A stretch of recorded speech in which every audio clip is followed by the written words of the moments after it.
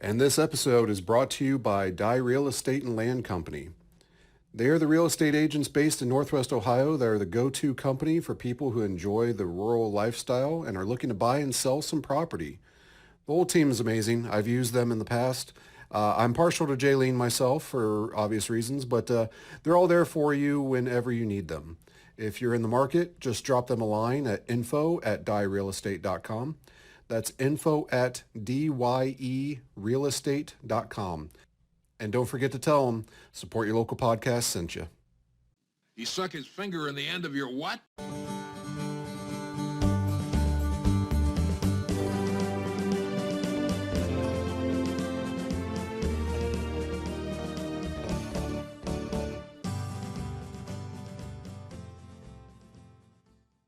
Howdy, everyone.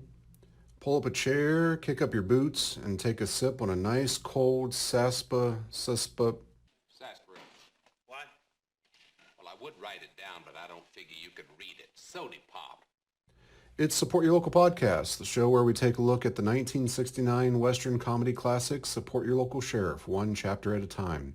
I'm your host, Robert T. Smith, coming from beautiful Tombstone. Yes, that one. Today we're going to take a look at Chapter 15, A Popular Man.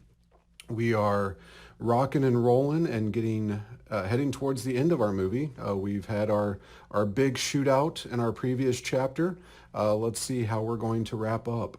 We start our chapter, Popular Man, with a banner stating Support Your Local Sheriff. And I can't help but think that if this was Cinema Sins, this is where I get to say, roll credits. Ding! There is a procession going down the street with our sheriff leading the way.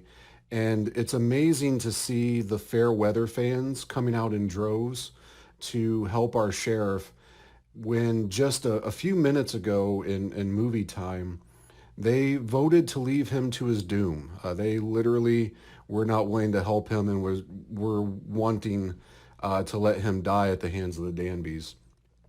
Our real heroes, the Doggos, come marching across in front because they, rightfully so, are the real leaders of the parade. The sheriff and Jake are all fancied up in their new duds, and this is the first time we get to see them in a different outfit. I know I made the comment in previous episodes about it's hard to tell what day it is because they're wearing the same costume throughout, or it was wearing the same wardrobe throughout. But you could see, if you keep a keen eye on Jake, and maybe it's just because he had to wade out into the water to get the fish, but you could see with Jake a slow progression of him from the muddy drunkard brawler to a more respectable human being as you took a look at the mud kind of got less and less on his clothes. But here they are in their fancy dress clothes to accept the adulation and love and respect of the crowd.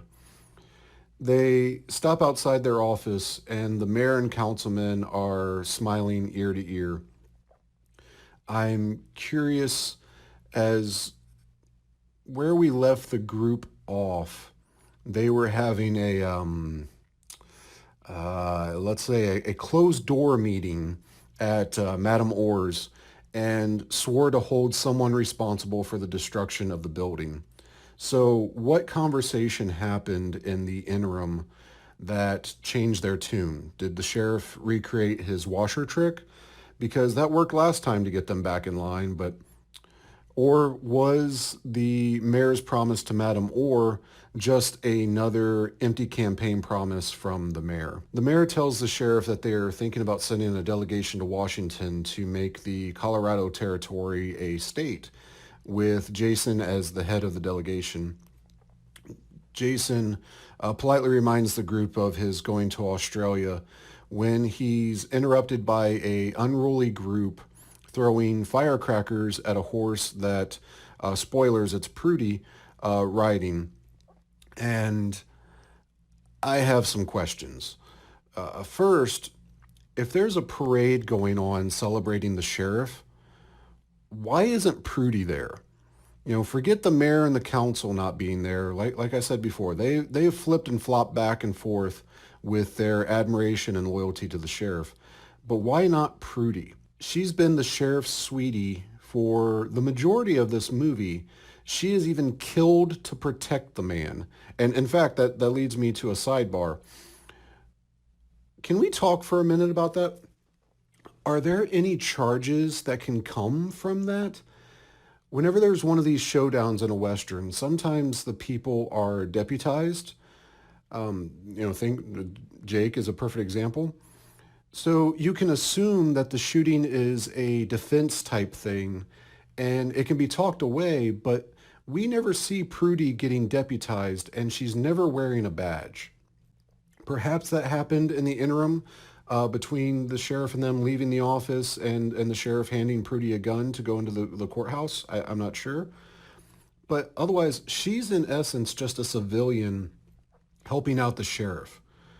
And regardless, she's responsible for the only death that comes from that scenario. So I say it's probably a good thing that she's with the sheriff romantically. She's the richest girl in town and the mayor's daughter. I'm just saying it helps to have connections. But anywho, first question was why isn't she there at the parade? Secondly, why is she on a horse? She has not been on a horse this entire movie. Third, with everything that we've seen of the sheriff cleaning up the town, who are these guys throwing the firecrackers? They claim that they didn't know that she was the sheriff's girl, but that's still the mayor's daughter, the richest girl in town. This isn't the guy randomly smacking her on the butt earlier. This is some rowdiness that just doesn't really fit in with where the town has transformed to. And the way that we constantly hear about, it's all the town's talking about, the way news spreads throughout this town, I find it very hard to believe that people aren't catching on that Prudy is the sheriff's girl. But anyways, it does give the sheriff a chance to rescue her. We have to have the damsel in distress. Whoop, whoop, whoop. Western trope alert. We have the sheriff explaining to Prudy, because she still doesn't get basic human interactions. Keep in mind, she is living up to the title of that one chapter, that he wants to marry her, and that means he would be her husband. Great bit of mansplaining there. Don't at me. It's there in the movie. The 60s and 70s were a different time. Once that sinks in, he carries her off to home and their life together. And whoop, that's our final trope. They lived happily ever after. He does take a moment as we close on our scene to seek clarification that she is in fact loaded. And this, to me, is the final proof that Jason equals Latigo theory, to where money is a driving factor for this man. And it was obviously the driving factor for Latigo Smith in Support Your Local Gunfighter. But we end the chapter with the sheriff, his future bride in his arms, walking away with the crowd to follow. And that's the end of this chapter. What we have left, we just have one more to go, guys. I want to thank you for going on this journey so far. We're almost to the finish line. I hope you stick around for that last chapter. Until then, please, if you haven't already, check us out on our social media. We are at Support Your Local Podcast on Facebook, Instagram, YouTube. You can get a hold of this podcast at pretty much any of your favorite podcatchers, but you can get it directly from supportyourlocalpodcast.com. And take the time to please rate and review us on your podcatcher. That helps us immensely. It's completely free. All it does is takes a couple minutes of your time. That's all I ask, which, I mean, you're already sitting here for a half hour or so listening to me. So if you could take just another couple minutes to rate and review us, that'd be awesome. Good, bad, indifferent, throw that in there. If you have any questions, comments, feedback, concerns, ideas, definitely hit me up at SUPP, your local podcast at gmail.com. Until we meet again, not for the final time, but for the final time for this movie, I thank you for your time, and remember, support your local podcast. Hello, I'm Robert T. Smith, host of Support Your Local Podcast. I want to take a moment to remind you to hit that fast forward button. That is, unless you want to hear about something good being done. Anyone who knows me knows that I love bowling.